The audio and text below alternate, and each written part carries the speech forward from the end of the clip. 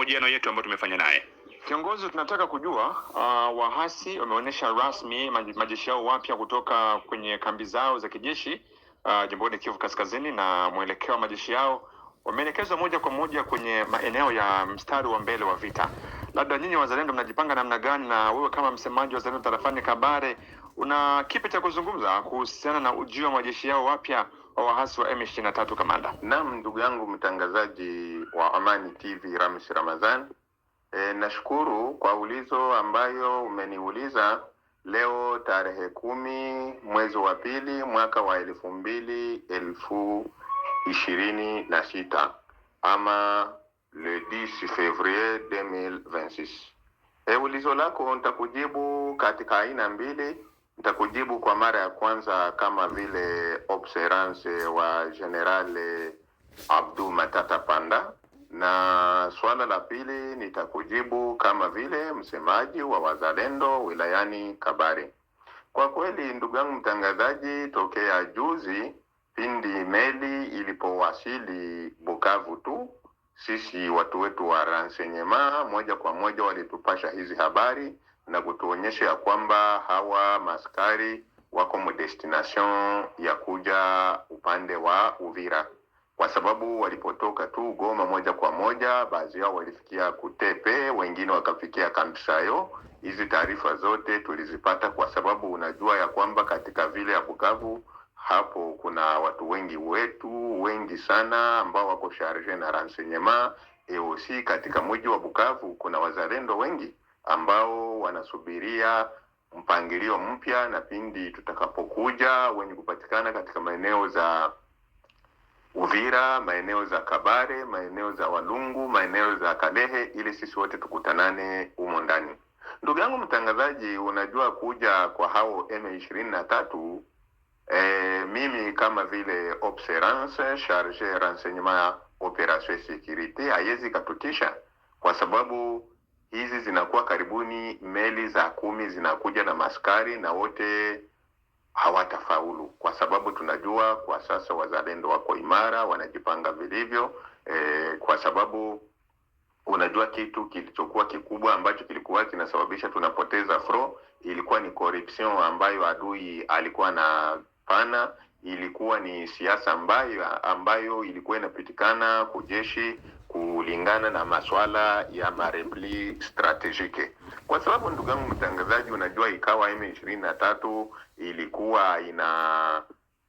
progresse kuanzia Nord Kivu mpaka vile ya Bukavu mpaka Uvira Mwenga. Ukiangalia kikubwa haikukuwa kupigana kwa njia ya risasi, isipokuwa point fort yabo ilikuwa ni kupana rushwa, point fort yabo, alafu banafanya marepli strategique nabo banakaba eneo bila tatizo. Ila kitu ambacho mimi nitatoa kama vile husia kwa viongozi wa wazalendo, kwa kamanda wenzangu ma observance, ni kuambia ni wanajeshi kuwa imara, kwa sababu unajua adui huwa hachoki, na adui malengo yake ni kuangalia kama anaweza karudia kuuteka mji wa Uvira upya, ni kuangalia kama anaweza pana ramfor katika milima mirefu ya Uvira na Fizi, na ili hali ni jambo ambalo halitawezekana, kwa sababu njia zote tumeshazidhibiti. Wakija njia ya Kaziba, wakija njia Mitimbili, wakija njia za Kageregere, zile njia zote kwa hivi vikosi wako imara, na wakija bondeni mwa Ruzizi kwa kweli watakabiliana na kitu ambacho hawatakiweza. Isipokuwa kitu ambacho tunaendelea kuwashauria ndugu zetu wa Kongomani wanaopatikana katika jeshi la M23, kwa sababu tunajua wengi wao walishikwa kwa kingufu na kuingizwa jeshini, wengine walikamatwa mateka pindi walipouteka mji wa Nord Kivu, ni kuwaambia wajue ya kwamba sisi wazalendo na wao ni kitu kimoja, na vile vile kuwajulisha ya kwamba hatuna nchi nyingine isipokuwa nchi ya Kongo, na kuambia ya kwamba sisi tuko tayari kuwapokea muda wowote ule pindi watakapotaka kujisalimisha katika jeshi lao la taifa FARDC, aiza katika jeshi lao la reserviste wazalendo, kwa sababu sisi tunajua wengi wao wako wanapelekwa na malengo la M23 kuwaleta mbele, ni kuwaleta ili waje kuuawa. Kwa sababu ukiangalia hata katika jeshi ambalo wameleta jana, duru zetu za upelelezi, kwa sababu ana mtangazaji, unajua M23 inapofika huko Kuporo kwa Mhanzi SNCC Bukavu, moja kwa moja huwa watu wetu wa renseignement wanaingiaka pale ili kutizama ni watu wa aina gani wanaokuja. Sasa duru zetu zilituonyesha ya kwamba miongoni mwa hao M23 80% ni Wakongomani ambao wameleta kwa mstari wa mbele ili waje wawauishe. Isipokuwa sisi tunawaomba, kwa kuwa wao ni ndugu zetu, wasiwe na wasiwasi. Pindi watakapojisalimisha tutawapokea, kwa sababu tunajua wameshikwa mateka, wengine wamelazimishwa. Hamna shida, ndugu yangu mtangazaji. Na kamanda, kuna swala lingine ambalo watu wanashindwa kulielewa, lakini pia baada ya kuchunguza kwa ndani imebainika ya kwamba majeshi ambao wanapelekwa mstari wa mbele si Wanyarwanda bali ni raia wa Kongo, ni Wakongomani ambao waliweza kushikwa na wakaenda kupewa mafunzo, wakawa watu wanachama wa M23, na kwa sasa wao ndio wanapelekwa mstari wa mbele. Sasa aone kwamba wakati vita vitakapoanza mtakuwa mnapigana nyie kwa nyie, kiongozi. Naam, ndugu mtangazaji, mimi kama vile msemaji wa wazalendo, kitu ambacho naweza nikasema hapo, kwa kweli sisi tunajua katika hao M23 kuna raia wengi ambao walishika Bukavu kwa kingufu, wengine wakashikwa Uvira, wengine Goma, wakawa wamewaingiza katika jeshi kwa kingufu.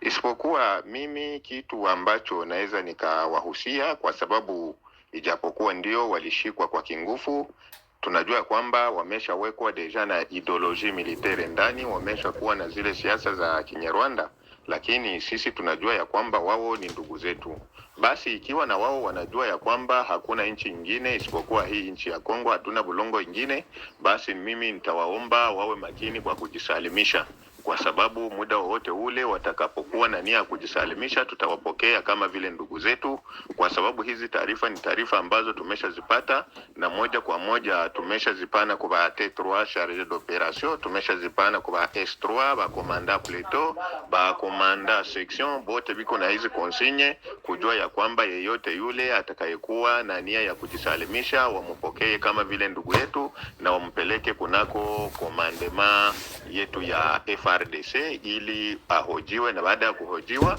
apate hifadhi kamili, kwa sababu ni ndugu zetu. Na kwa yule ambaye atakayekuja na ile ideology ya Rwanda ya kutaka kukabiliana na sisi, tutakabiliana naye, kwa sababu ana mtangazaji, Mkongomani halisi hawezi kubali kuwa chini ya uongozi wa jeshi la M23, kwa sababu tunajua wengi wao wanaelewa maeneo vizuri, na vile vile mwanajeshi huwa haongozwe kama vile mbuzi, kwa sababu wangala wanatuambia maele libosobu zoba sima. Na ile moyo wa patriotisme, moyo wa uzalendo, basi awe makini na ajifunze mbinu za kuwatoroka. Na ikiwa watajua ya kwamba wao wanayo nia ya kuachana hiyo jeshi la M23 na kujiunga na jeshi letu la taifa FRDC, aidha jeshi letu la wazalendo, basi watupigie simu, watujulishe sehemu ambazo walipo. Ikiwa watakuwa hawana namna ya kuwatoa, aidha hakuna hawafahamu njia, tutawatumia watu wetu wa renseignement na kuwaonyesha njia ambazo wanaweza wakazitumia ili watufikie bila kusubiri kukabiliana na sisi, kwa sababu hata sisi hatuwezi tukarizika kusema kwamba tupigane na ndugu zetu wa Kongomani. Hapana, kwa sababu hivi vitakuwa ni vita vya sisi wenyewe kwa wenyewe, na itakuwa ni uchonganishi ambao hao Wanyarwanda wanataka kufanya. Na kwa kumaliza, mimi kama vile observance nitawaomba kabisa wajitahidi sana kuangalia namna ya kuwasiliana na sisi, ili sisi tuwape waja wetu wa renseignement, kwa sababu wako kila sehemu. Kwa sababu tukiangalia Kamanyola, Luvungi, Lubarika, Sange, Kiliba, Nyangezi, Kaziba, sehemu zote tuko na baja yetu ya renseignement ambao wanaishi kabisa ni waraia kawaida, lakini masaa 24 tunawasiliana sisi wote ili kujua namna adui anavyojipanga. Na ndio maana sisi tunawatumia hizi taarifa, wasikubali kuwachonganisha kupigana na sisi. Na kamanda wa hasi waendelea kuzalisha majeshi wapya kila kukicha, na yote ni kwa lengo moja tu ya kuweza kuwapambanisha nyinyi wapinzani, nyinyi wazalendo ambao hamko tayari kuona nchi naenda mikononi mwao.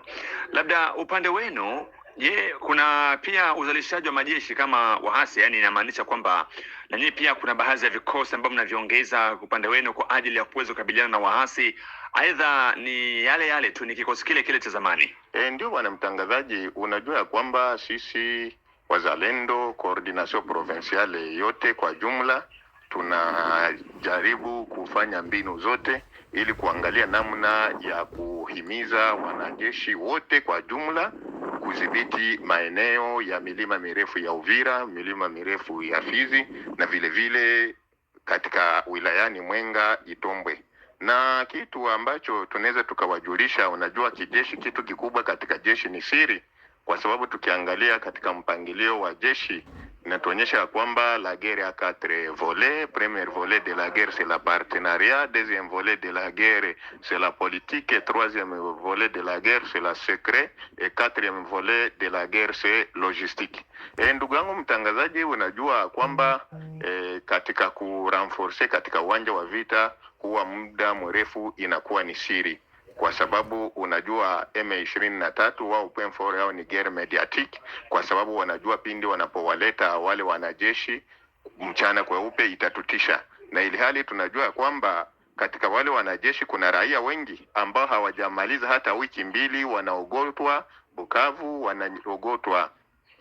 Goma, wakiwa wanashikwa kwa kingufu, kwa sababu unajua tukiangalia katika mji wa Bukavu kweli wameshika raia zaidi ya 800. Tukienda vile vile katika mji wa Goma wameshika karibuni watu 2000, na ni watu ambao hawajamaliza hata miezi miwili, wanapelekwa kwenye mafunzo alafu wanakuja wanawarudisha. Sasa sisi tunajua wengi wao hawajawahi hata kushiriki mlio wa risasi ili wasikie jinsi silaha inavyonguruma, na ndio maana uko najikuta katika froa ambazo tuko tunakabiliana nazo pindi wanapowaleta tu wale wanajeshi ambao wako wanakuja nao, wengi wako wanaacha silaha chini na kukimbia kabla hawajasikia hata mlio wa risasi, kwa sababu unajua ni watu ambao wanashikwa kwa kingufu. Unajua bwana mtangazaji, ikiwa sisi wengine tunaendelea kuwa na resistance, tunaendelea